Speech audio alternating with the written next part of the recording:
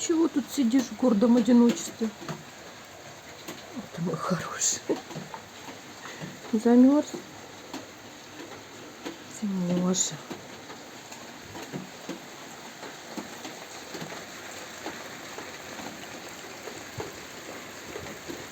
У нас продолжается вот такая вот какая-то жуткая гадость на улице. Смога, кстати, нет сегодня. Но от этого не легче. Очень мерзкая погода.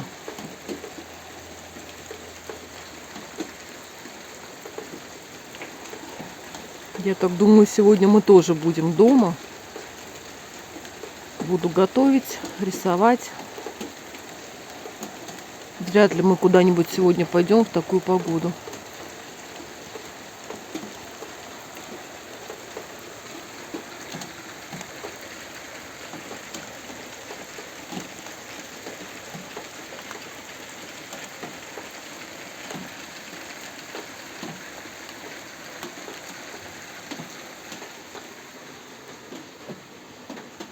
Пойдем домой, малыш. Пойдешь?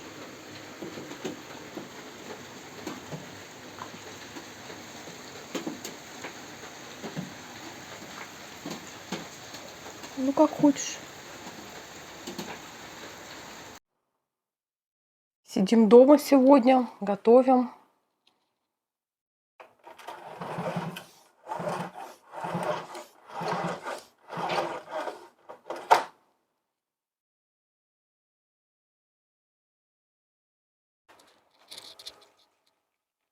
Всем привет! Вы на канале Дубль 2, я Галина. Сегодня я готовлю и расскажу вам, как мы выбирали жилье, какие варианты мы смотрели, вот, что из них было интересное, что нет, что нас устраивало, что нет. В общем, что мы вообще смотрели перед тем, как мы приобрели эту квартиру. Я уже рассказывала, что приобрели мы эту квартиру, по сути, еще 2,5 года назад. Мы заключили предуговор, то есть так как дом был еще не сдан, мы не могли ее купить полностью, вот, а могли только у нотариуса заключить предуговор, где прописывалось о том, что эту квартиру мы будем выкупать вот за такую-то стоимость, вносим сейчас вот такую-то сумму. Вот, мы оплатили где-то половину примерно, и что застройщик больше не может кому-либо продать эту квартиру, а мы обязываемся оплатить всю сумму. Ну и прописана стоимость квартиры. Вот, так выглядит предуговор. Через год дом сдали, мы приехали еще раз и уже оформили договор купли-продажи. Также у нотариуса. Вот, весь процесс был точно такой же. Также должен был находиться там переводчик, также свидетели. Вот, все выглядело так же. Но договор уже был окончательный, покупки квартиры. Еще через полгода, вернее, через полгода мы переехали сюда жить. Вот, то есть, по сути, мы ее приобрели 2,5 года назад и живем уже здесь полгода. Но изначально, когда мы приехали сюда, в Сербию, именно искать квартиру, чтобы купить, либо дом, в принципе, мне хотелось, конечно же, и дом. Я просто думала, что если я найду дом в эту стоимость, которую мы рассчитываем, я думала, что, может быть, мы сможем купить дом. Если меня, конечно, все устроит, этот дом будет, так как я самостоятельная женщина, скажем так, без мужа, то есть я не могу там топить углем, ходить и так далее, там дровами, там, вот. То есть для меня, я еще не понимала, как выглядит отопление в Сербии, особенно в частных домах, и для меня было непонятно, но я варианты домов тоже рассматривала. И, в общем-то, вариант мы посмотрели один дома. Я поняла, как выглядит отопление в Сербии в частном секторе. И больше мы вариантов домов не рассматривали, потому что я поняла, что я не смогу так жить, я это не потяну, как бы, ну, и, в принципе, я против. То есть мне самостоятельно, без мужчины в этом было понятно, что не справиться. Поэтому мы посмотрели всего лишь один дом. Сейчас я расскажу, что это был за дом и где он находился. И больше не рассматривали дома, а только квартиры.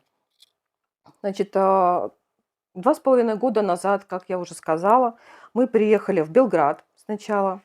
Меня спрашивают, как мы переводили деньги. 2,5 года назад можно было перевести Райфайзенбанком деньги. И сколько там положено на двоих, мы ехали вдвоем с сыном, сколько там в размере эквивалент 10 тысяч долларов, то есть 9 с чем-то там евро было на тот момент, мы везли с собой, то есть руками, сын и я. Вот, все остальное мы перевели сюда по банку официально через Райфайзенбанк.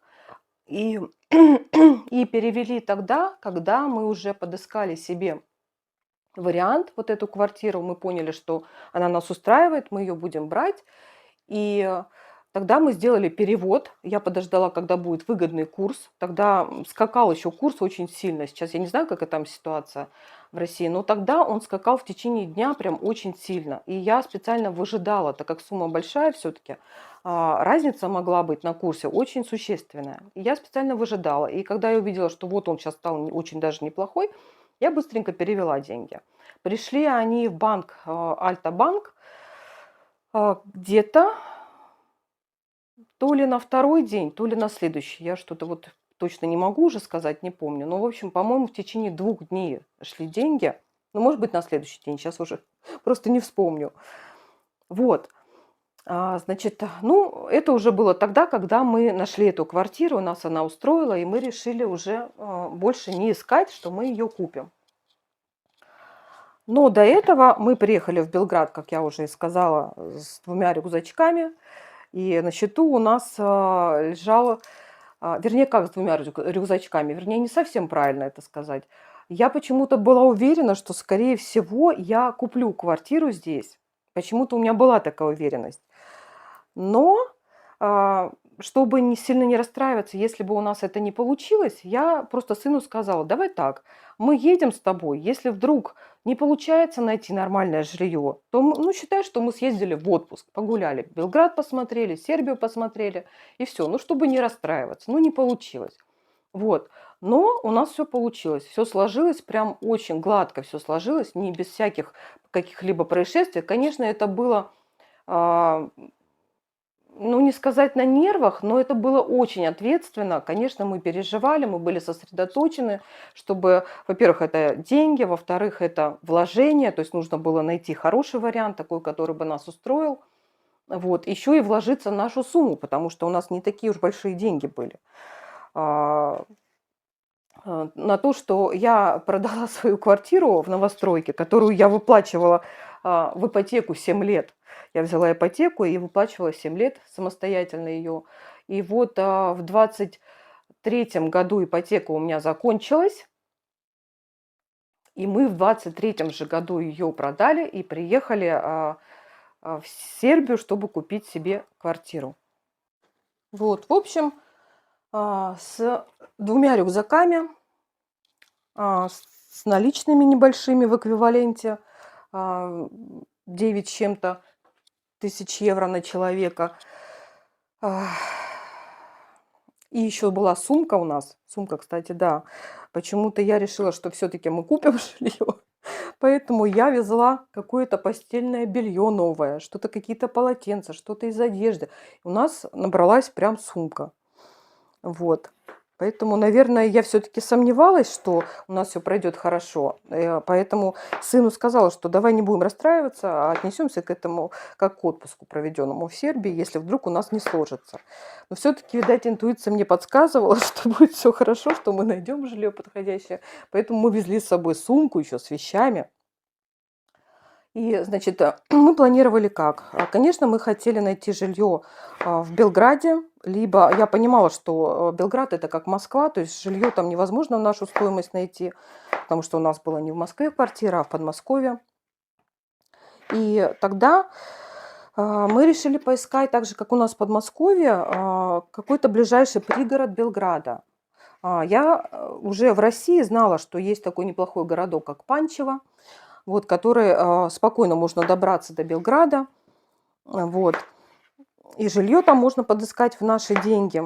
И мы решили начать с этого. Мы приехали в Белград, просто вот мы приехали в никуда.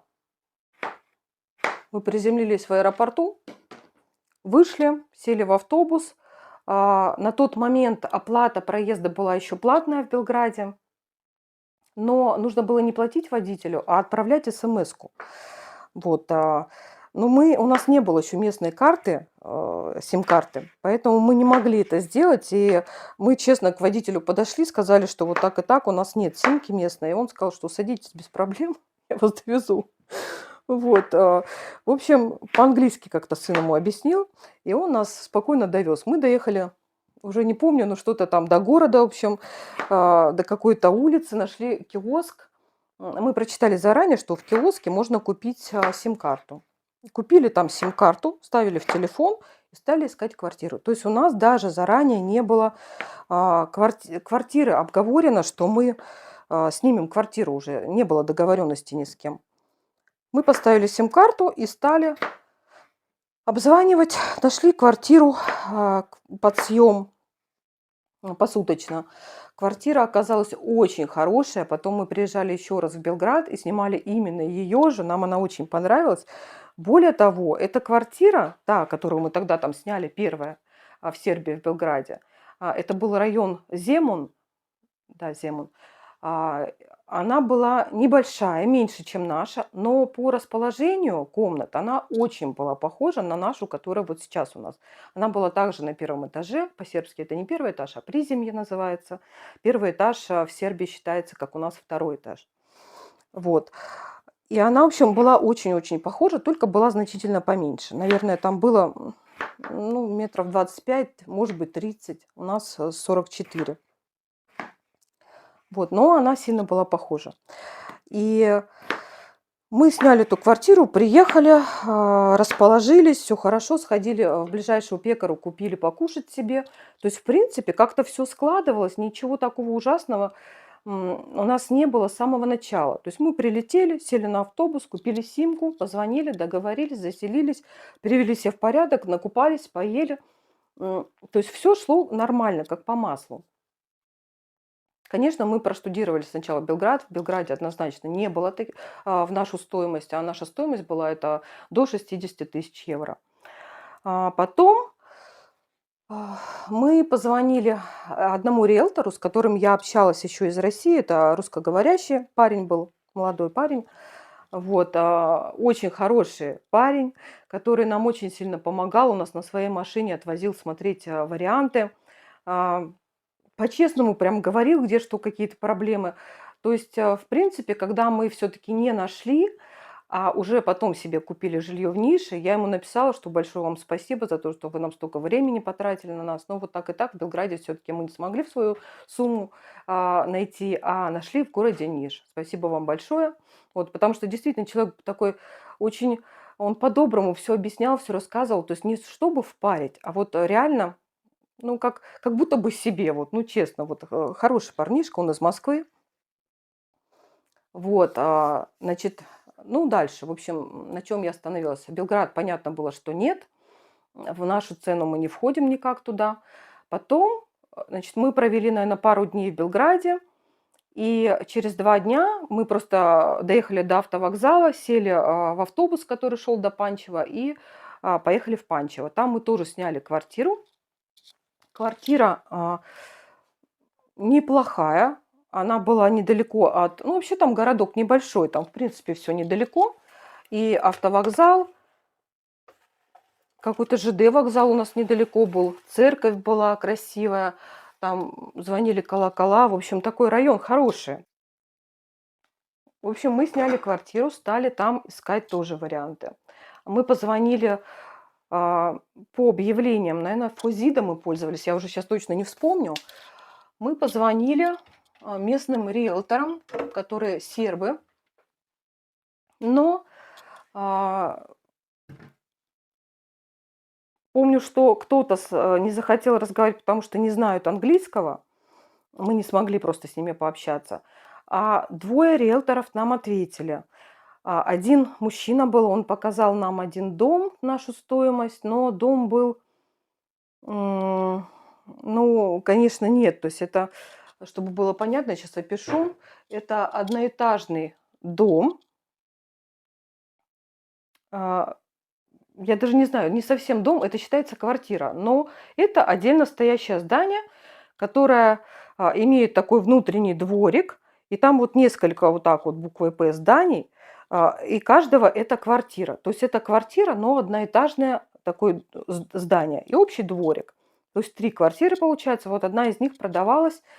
То есть это прям вот на земле, я так понимаю, пол холодный, внутри тоже было все не сделано, без ремонта. В общем, ну, район-то хороший был, там центр, но все это выглядело, конечно. Вот, в общем, мне это, конечно же, не понравилось. Мы сходили, посмотрели, я сказала, что нет. Вот, потом мы еще ходили с ним же, смотрели еще один вариант. Это была квартира. Дом, как я уже тоже рассказывала в своих видео, такой советской постройки. Я когда переезжала, вернее, планировала жить в Сербии, я уже видела, какие здесь бывают дома, что есть такого советского типа, а есть вот как мы купили, вот эти четырехэтажные на 16 квартир, небольшие дома. И я сказала: "Нет, я не буду покупать квартиру в такой в советском доме в таком". То есть от чего уехала, к тому же и приехала, не хочу. Не хочу вот эти панельки, не хочу там 9-12 этажей, не хочу. В общем, мне хотелось то, что чего нет в России, такие дома, небольшие. И, но нам предложили вариант в нашу стоимость, тоже на первом этаже приземье. Вот в таком советском доме, советской застройки. В период Югославии, видимо, строились такие дома. Первый этаж. Внутри был сделан ремонт. Квартира небольшая, что-то 35, по-моему, метров или 33. Ремонт свеженький там был сделан, все, стеночки белые, все аккуратненько. Но была очень маленькая комната, небольшая кухня и плюс еще какая-то, не сказать вообще, что я даже не поняла, что это за помещение. То есть это не комната, метров там, наверное, 4 квадратных. То есть нельзя сказать, что это комната. Там жить нельзя, ни окон там нет. Какое-то помещение непонятно для чего. То есть я себе так представила, что если бы я эту квартиру купила, несмотря на то, что я в доме в таком категорически не хотела, но если бы я купила в таком доме, то мне бы пришлось, наверное, сносить эту стену, если она не несущая, потому что, ну, это непонятно, что вообще, для чего это надо. Там нет ни окон, такое маленькое помещение, но при этом комната остается маленькой. В общем, мне тоже не понравилась эта квартира, но мы ее оставили как на крайний случай, на крайний вариант, если вдруг мы ничего не найдем, в общем, в таком плане. И ам, пока отказались, конечно же, от нее. В общем, еще один вариант мы смотрели в Панчево, тоже уже с другим риэлтором. Девушка мы с ней созвонились, она нас отвезла. Там достаточно интересный был вариант в нашу стоимость в 60 тысяч евро. Но дом, находилась эта квартира на 4 этаже, лифта не было, квартира была подкрышная. Сама по себе квартира хорошая, мне понравилось внутри. Расположение, она была большая, но когда мы там походили, я поняла, что я не смогу там жить. То есть, когда нет окон, и только вот небольшие прозоры вот такие вот в крыше, ну, я не смогла. Мне там было неуютно. Хотя квартира была большая, там что-то порядка 50 метров было с лишним. Было 2 комнаты полноценных. В общем, неплохая квартира. Какая-то еще что-то, кладовая какая-то была. Но вот этот подкрышный вариант — это, во-первых, возможность, что будет крыша протекать. Во-вторых, может быть холодно. Летом может быть жарко. То есть подкрышные варианты — это очень большой риск, что там будет жить не очень хорошо. Плюс, когда я там находилась, мне было очень неуютно. То есть без окон, ну, совсем неуютно. В общем, я не смогла. Я поняла, что нет, я не смогу жить в такой квартире. В общем, это были все варианты насчет домов в Панчево, квартир в Панчево в нашу стоимость. И вдруг появился вариант дома, тоже в нашу стоимость, 60 тысяч евро. Дом находился в поселке. Поселок назывался, сейчас я вспомню, Поселок назывался Титл. Это примерно в середине от Белграда и Нови Сада. То есть если вот расстояние взять между ними, он примерно находится в одинаковом отдалении от Нови Сада и от Белграда. Вот. Я еще там на тот момент не знала, как выглядит отопление, не знала, как вообще выглядят дома в Сербии, какое сообщение и так далее. И нам позвонил вот этот вот парень из риэлтор и сказал, что давайте съездим, посмотрим. Я сказала, да, давайте, конечно, посмотрим. То есть было очень интересно, как это все выглядит. Напомню, в нашу стоимость мы как раз попадали. Он стоил 60 тысяч евро. Секундочку, а то я буду рассказывать. Больше так и не сварю. Вот. Значит, мы приехали. Ехали мы туда из Белграда где-то, наверное, около часа. Да, наверное, около часа. То есть удаление уже достаточно большое. Вряд ли станешь ездить в Белград на машине, да, то есть час туда, час обратно, но как-то на каждый день не очень. То есть понятно было, что что-то нужно там искать. Когда я еще выяснила, что удаление от Нови Сада такое же, я поняла, что ну нет, нереально ездить в крупные города работать. Не тот вариант, то есть там нужно жить и чем-то заниматься там, наверное. Ну, в общем, либо вот как есть еще блогеры, некоторые снимают, показывают, что у них мужчины зарабатывают где-то ремонтами какими-то, то есть либо вот такой вариант. Ну, так как это был не наш вариант, у сына образование, он инженер биомедицинских технологий, я художник. Вообще, я как бы по специальности еще и фармацевт. Но в Сербии я вряд ли буду фармацевтом работать. Вот. А как художник вроде бы все складывается. Вот, в общем, мы приехали, посмотрели. Дом мне очень понравился. То есть здесь однозначно, да, дом был большой, больше 100 метров, двухэтажный. Внутри все было сделано хорошо. Дом практически новый, хорошая крыша, ничего не... То есть это был новый, хороший дом, внутри с хорошей отделкой. Когда я стала спрашивать, а как вы отапливаете дом, мы вышли на улицу, мне показали такое, как это, углубление под домом. Там, значит, открывается так дверь, стоит котел. Он мне показал, вот здесь уголь, надо, значит, лопатой зачерпываешь, бросаешь туда. Либо дрова, либо уголь я покупаю. Вот, стоит это столько-столько. То есть, в принципе, не так дорого было. Но, конечно, я не понимаю. Да, я еще забыла сказать, что когда мы туда ехали, нам сказали, что в объявлении было написано «центральное отопление». Я, в общем-то, думала, что это реально, как в России, центральное отопление. Но оказалось, это вообще не так. То есть центральное отопление здесь, в Сербии, если это поселок, то это именно в доме есть какое-то место центральное, вот, куда подается там либо дрова, либо уголь, чем топят. И отапливается, в общем, нагревается котел и раздает тепло по системе. Вот трубы, батареи, как у нас сейчас здесь, только у нас электрокотел, а это отапливается углем, нагревается. Это называется центральное отопление. То есть вот некоторые пишут, что очень много центрального отопления в Сербии. Да неправда это. Его очень мало. Оно в основном в крупных городах. Это Белград, Нови Сад. Вот, и я не знаю, в Нише тоже есть, но где-то там на центральных улицах, и оно невыгодное, то есть оно достаточно дорогое. А вот то, что называется центральным отоплением в Сербии, если это поселок, то вот имейте в виду, что это не то центральное отопление, о котором привыкли считать мы как бы в России, это совсем другое. То есть это собственная система, устроенная в доме, то есть это надо уголек туда подкидывать. Вот. Я очень люблю растения, я очень люблю сад. Туда, когда мы зашли во двор, я увидела, что по соседству, то есть участок был небольшой, наверное, даже 6 соток там не было. Я сейчас не помню, сколько в объявлении было написано, но, по-моему, даже 6 соток не было. И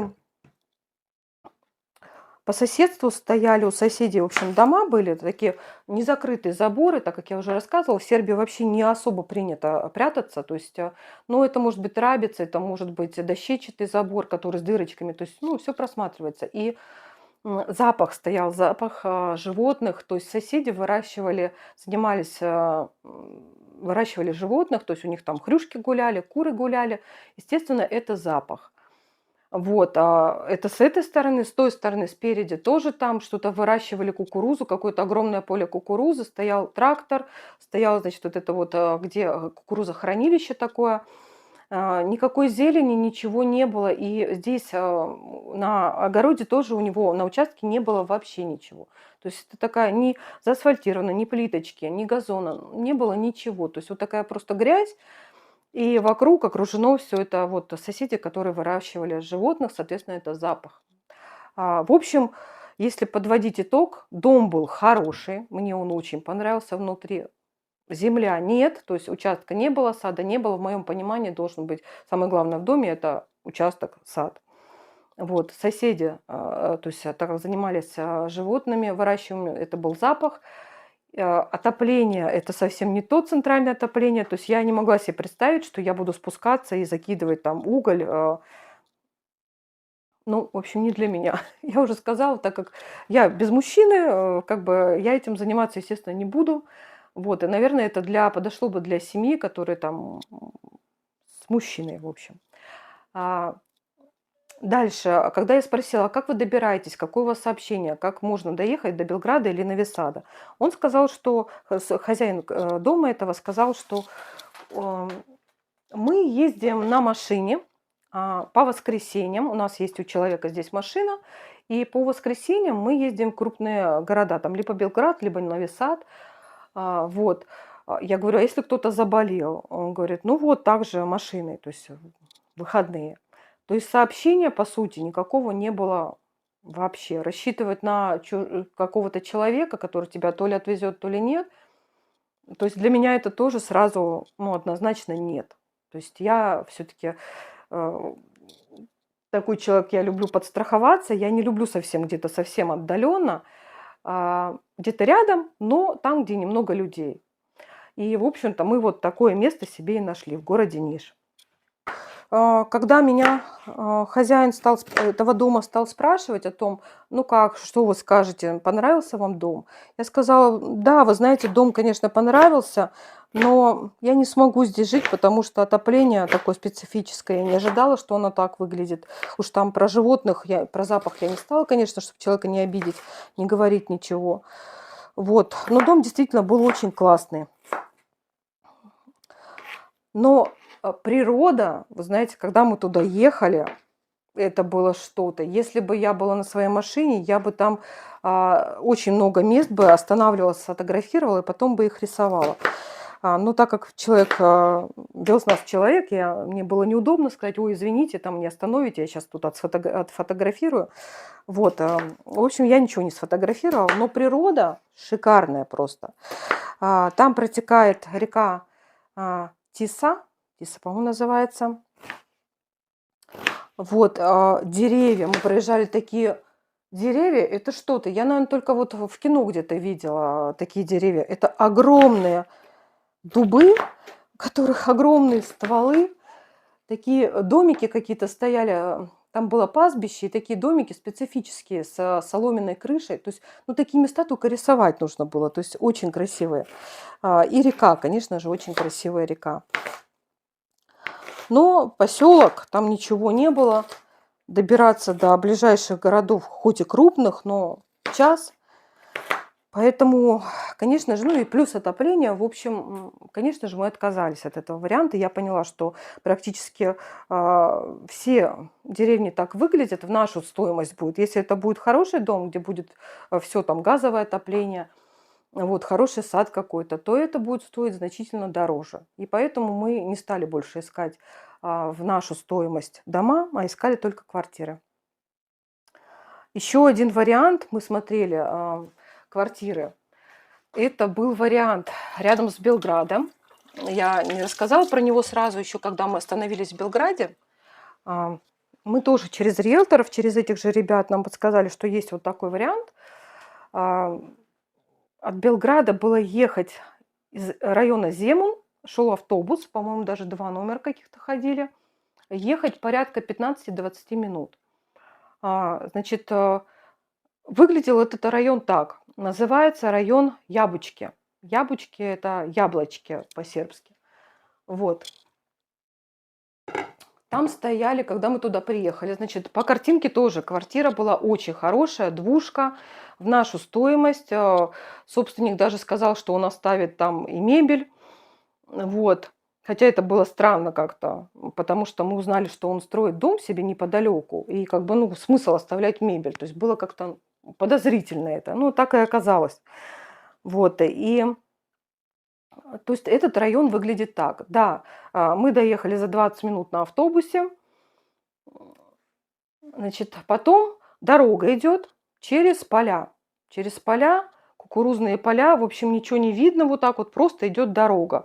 Там машина может проехать раз, там, не знаю, в полчаса какая-то одна. То есть именно до этого райончика, Ябучки, где продавалась эта квартира.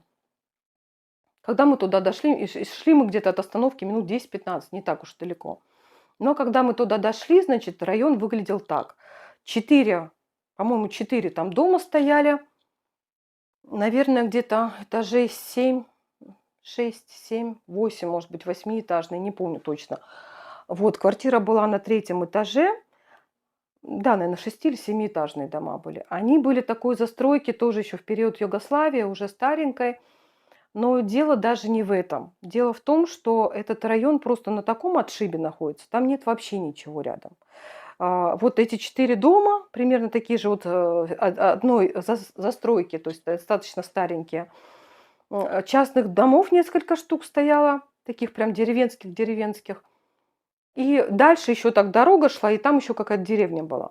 То есть, но до остановки, напоминаю, минут 15 пешком через поле практически, через проезжую часть, по проезжей части. И там уже можно добраться до Белграда. Но сам район на отшибе. Ничего не было. Там не было вообще ничего. Ни аптеки, ни магазина, ничего. Вот остановка ближайшая, вот эти дома и все. И поля.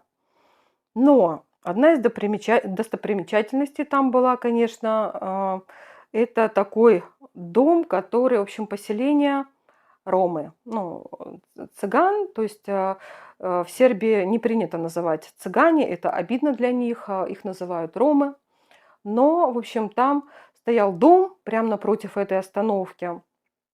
Дом большой, типа барачного какого-то. Он был огорожен забором, и там жили цыгане, ромы.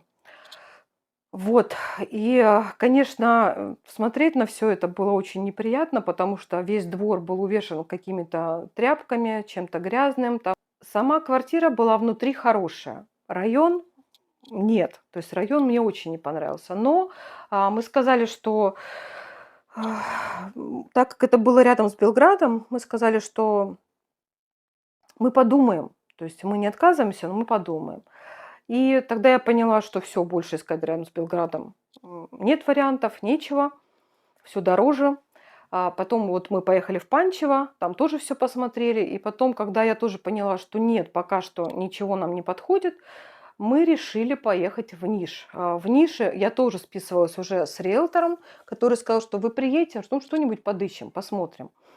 К тому же у нас на этот момент здесь уже 3-й год жил знакомый, мой земляк, мы с одного города с ним. Вот. То есть и Ниш ему нравился. Он говорил, что в Нише ему нравится. Мы приехали в Ниш. Первый вариант, который мы посмотрели, это была наша квартира. Потом мы посмотрели еще 2 варианта. Нам они не понравились. И первый же вариант, который мы посмотрели, в результате мы его и купили. Это была вот наша вот эта квартира. В общем, в Нише у нас все сложилось. Вот.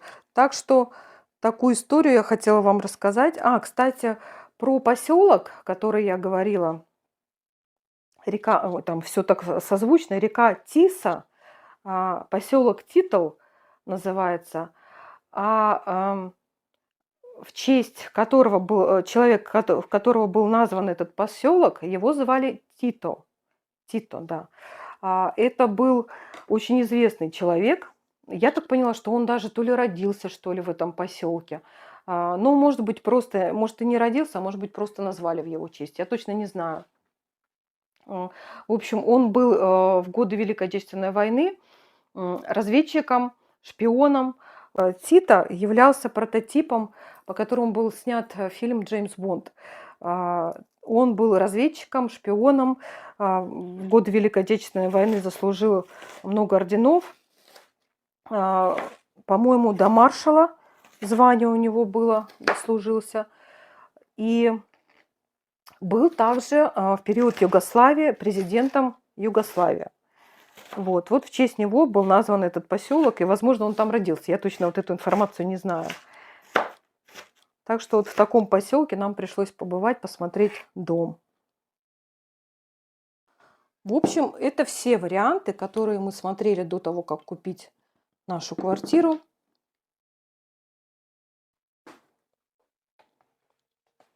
Да, я еще не досказала, что когда мы уже приехали в город Ниш, нашли нашу квартиру, которая нам понравилась, и, наверное, мы ее уже даже оформили, то я написала риэлтору, с которым мы общались по поводу вот этих квартиры «Яблочки», которая называлась.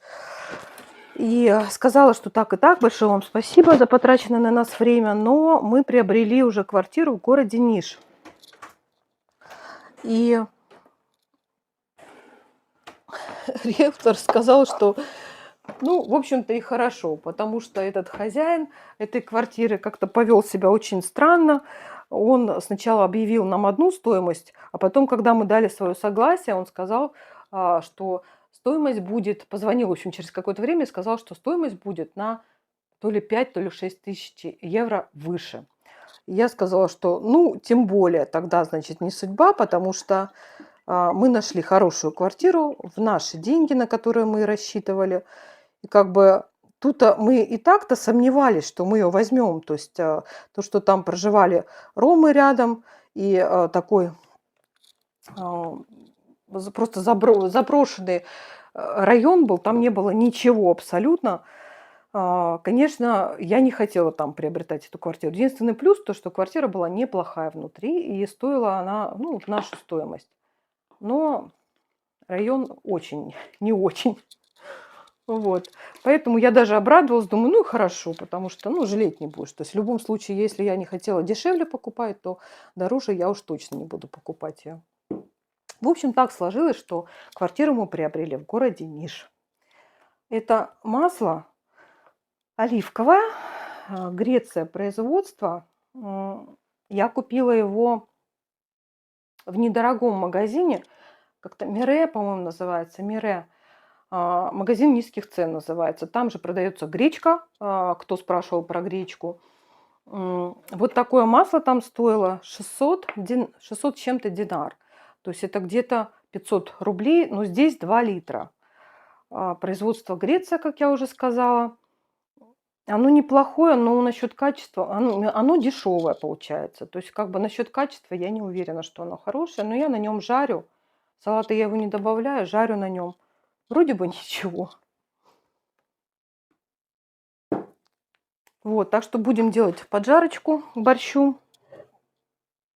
Я вам все рассказала, что хотела насчет того, как мы искали недвижимость до того, как приобрели эту квартиру. Вот, так что всем пока.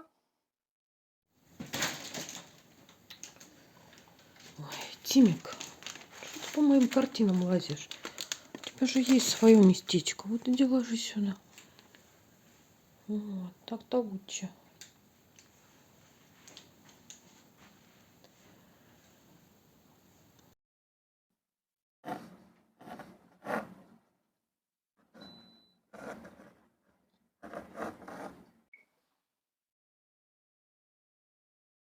Делаю набросок следующей своей картины. Карандашом слабо видно. Как бы я стараюсь потихонечку, чтобы не было сильно видно карандаша. Поэтому не особо просматривается набросок. Это такой морской пейзаж. Вот такой.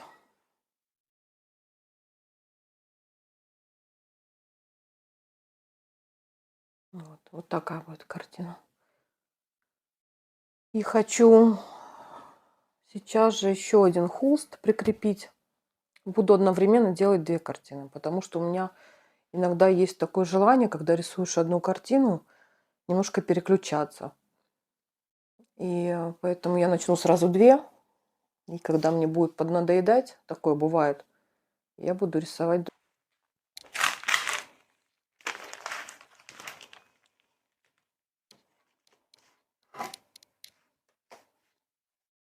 Я для палитры всегда использую файлики. То есть вот такие у меня есть досочки. Я их вдеваю в файлик.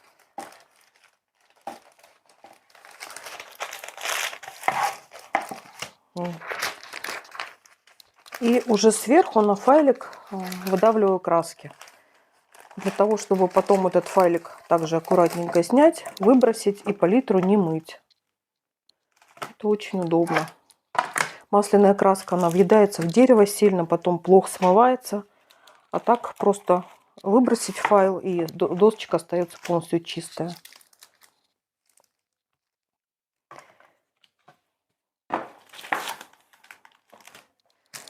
С чего начнем? Смотрим на нашу картину, которую собираемся рисовать. И смотрим, какие цвета нам понадобятся.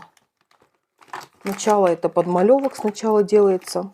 То есть что такое подмалевок? Это, как сказать, теневые и цветовые пятна основные.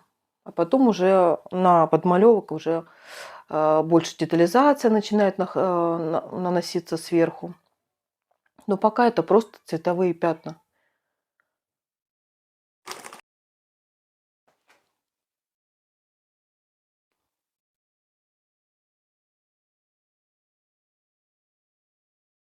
Вот она. То есть у нас здесь будут синие, фиолетовые, светло-голубые оттенки, лазурь.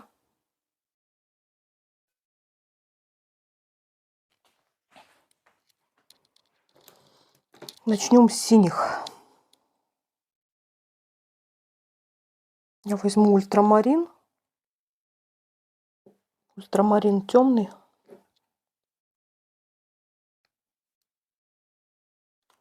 Голубая ФЦ.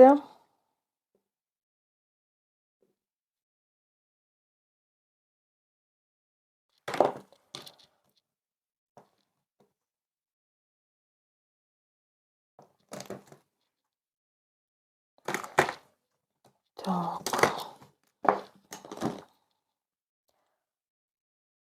Кобальт синий.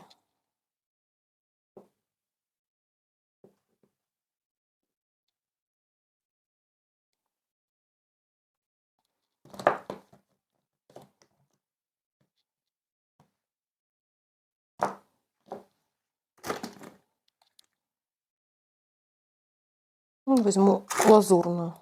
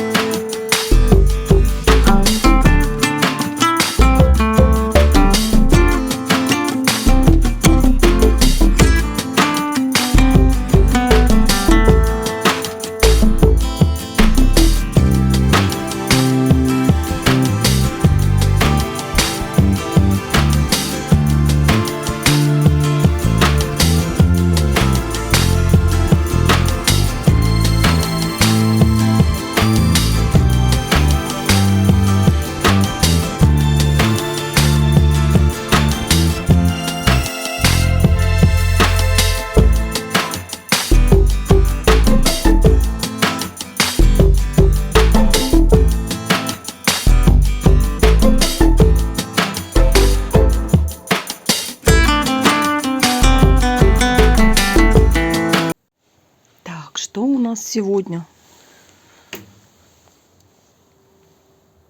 Красота. Сегодня у нас ветра нет, +1, снежок и солнышко. Здорово.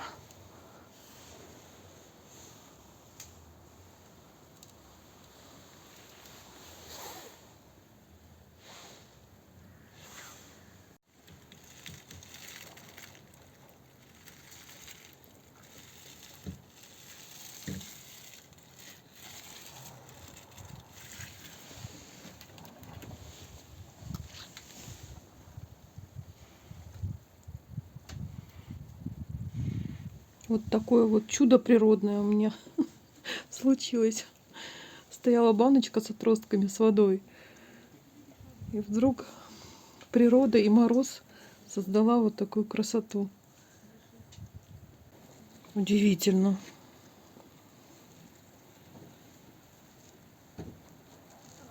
Самый большой творец — это природа, конечно. И создатель красоты.